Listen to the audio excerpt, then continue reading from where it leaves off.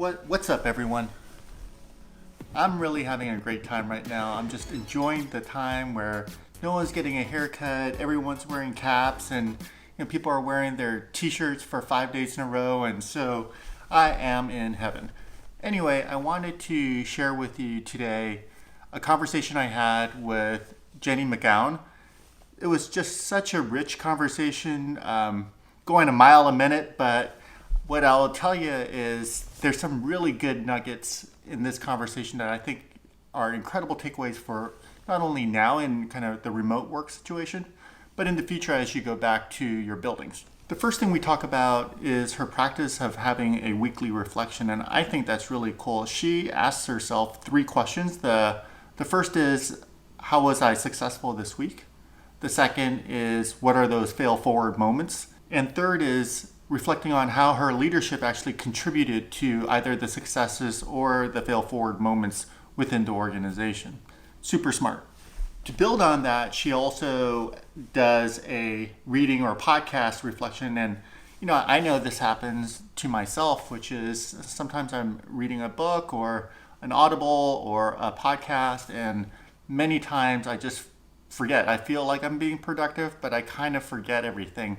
So the practice of just writing it down seems like a really smart idea, and just doing that consistently once a week just to reflect on some of the learnings you gain from that activity. We also talk about this notion of pausing, and I think in kind of the remote work environment, we really need to pause more because we lost a lot of the pauses that we had between going from meeting to meeting or office to office, driving between meetings, and those were unappreciated pauses that we have lost now in kind of this remote work situation. And now we're going from 30-minute meeting back to back or 60-minute meetings back to back. And those intentional pauses really give us the energy, time to kind of refocus and to just get some movement in our body that's necessary for us to be productive throughout the day. Just for me,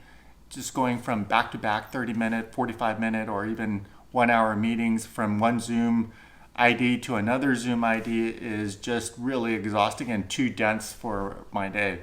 We also talk about what the difference is between a pause and a reflection, and I really love her answer around how pauses are what allows for reflection to happen at the end of the week. And that's something that I hadn't thought about too much, just those little pauses, how that builds an atomic habit. And so I think that was super special. And finally, the last thing we talk about is this notion of just not defaulting to the way we did things in the past, being more intentional now that we've had two different experiences of kind of in-building and in-person experiences and remote experiences. And with that, enjoy this interview, and I'm pretty sure you will learn a lot from this one. This conversation we're having right now is exactly the conversation that I wanted to have with you. So I'm excited to just kind of dig in. What are some of the things that you wish you might have practiced more before all of this? Now you reflect back and you're like, oh, now I see why we should have done X, Y, and Z. And then what of those things, what would you take back into kind of the new normal world? One habit that I had started cultivating not long before the COVID-19 crisis began was the habit of having a weekly time for reflection. And so, I think we move so quickly through our week and we have so many inputs to our lives, whether they're personal or professional, that we run the great risk of never stopping to think about what we learned, both from the things that we did very well, as of course the things that we did not do well, that we failed at. And so I had started this little habit of, at the end of each work week, just setting aside a bit of time, actually scheduled in my calendar, to go through a series of questions that I would ask myself. And so, as like I was saying before, with the initial response to COVID-19, some of those habits had kind of gone out the window because we were just in this emergency response, and it was just around the clock, adrenaline driven work. But as I got a couple of weeks into the journey, I realized if I don't go back and start really honing in on that particular habit, there's so much incredible learning happening right now for all of us. So much of it being like fueled by necessity and the new context we're operating in. If I don't start taking the time as a leader to pause and to really think about what am I learning and how can I apply that learning not only right now, but also for the future, I'm going to miss some very valuable lessons because just again, like the onslaught of different kinds of communications and input, it's hard to remember what you learned 3 days ago if you don't take the time to sit down and really reflect on that. So that's something that certainly in the first couple of weeks when it felt like the wheels were all falling off, I abandoned. But then once I took a minute to like recalibrate, I thought this is something that was a valuable habit that was just in the infancy stages that I really need to go and start investing in so that I don't miss all the learning that I'm having personally as a leader, but also the learning of our organization as we go through this crisis. So, like, do you have examples of like the 2 or 3 questions that you like check in with yourself on? Yes. So one of the questions that I ask myself, I mean, this is nothing profound, but it has been very helpful. One of the questions I always ask myself are what successes have you or the organization had this week? And why do you think those things were successful? And then the next question I ask myself are what fail forward moments, that's what we talk about in Klein ISD is failing forward. What fail forward moments have you had this week or has the organization had this week? And why did those things happen? And then the last thing that I ask myself is like, what leadership actions did I take that personally contributed to the success or to the fail forward moments that I had personally or that the organization experienced? And how will I improve in the future? So it's really simple. It's just like what went well, like how do we fail forward? And then how did I like play a part in all of that so that I can do better in the future? That is brilliant though. What, like, is it like 10 minutes or 15 minutes?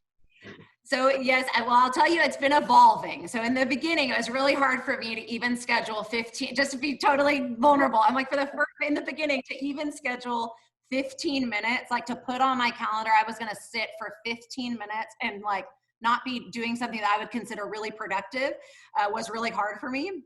It's actually evolved now to where like 30 to 45 minutes is a good amount of time for me.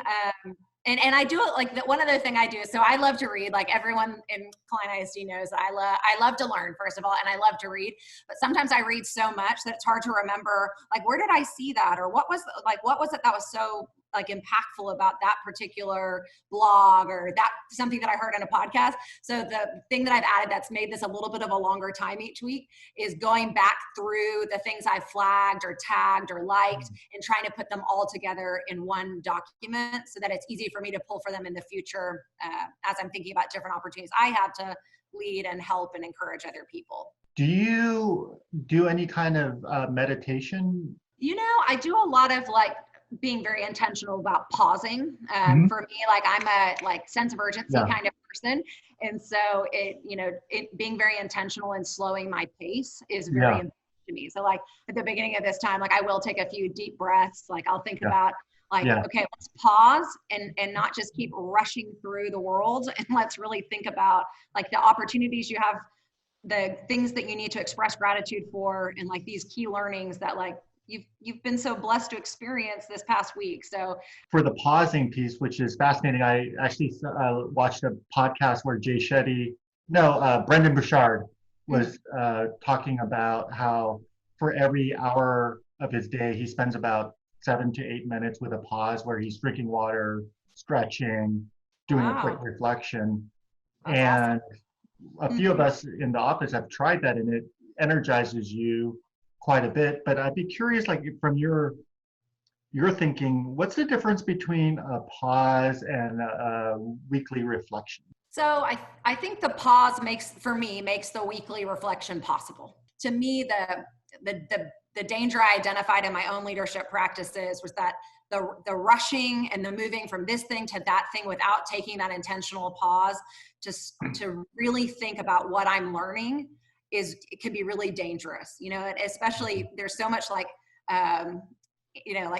gathering feedback is like such a cool thing to do, but if you don't ever pause to think about like, and really reflect on the feedback you're receiving, and I don't necessarily mean a survey. I mean, that's like, everyone loves to put out surveys and like get your feedback and your input. But if you don't ever pause to think about the different ways that people are providing you feedback, and then try to apply that to next steps or like future iterations, you could just like be recreating the same fail forward moments over and over and over again. I've certainly done that too. So to me, the pause is like what prepares you to be able to really reflect on your learning in a way that hopefully improves your future action and the improvement for your organization. My question, and this is like for my own benefit too, is like, how do we convince or motivate our teammates to incorporate some of these practices? Because everyone is, I think overloaded, and in some cases, some people might feel like they don't have space, and this is the time where we're always arguing with them that like they have to make space for these things. And we know it benefits, but it's really hard convincing people to do it. Like, how should we try helping people think about these things? I think that some of the things that you all have helped us with, like even simple habits that you can cultivate in meetings, I think make a big difference to the like helping people create this natural rhythm where we're not just like on autopilot through life, or we're not just plowing ahead through our list of things to do. So for us, something that has really helped us during this time of working remotely and learning remotely, but we had started practicing earlier this year, was the habit for meetings of the check-in. Mm-hmm. And just taking, you taught us that when you came to Klein, and like I immediately was like, oh, we're going to do this with cabinet. Like Amy took it. She's like, we're going to use this with the executive directors.